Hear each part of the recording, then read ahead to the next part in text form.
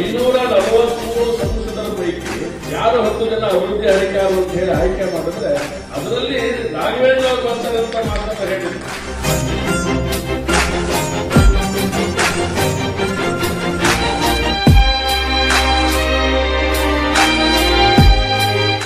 ರೈಲು ಬಿಡುವವರನ್ನು ನೋಡಿದ್ದೇವೆ ನಾವು. ಆದರೆ ನಿಜವಾದ ರೈಲನ್ನು ತಂದು ನಿಲ್ಲಿಸಿದಂತ ಸಾಮರ್ಥ್ಯ ಇರುವಂತ ಇವತ್ತು ರಾಘವೇಂದ್ರ ನಮ್ಮ ಮುಂದೆ ಇದ್ದಾರೆ.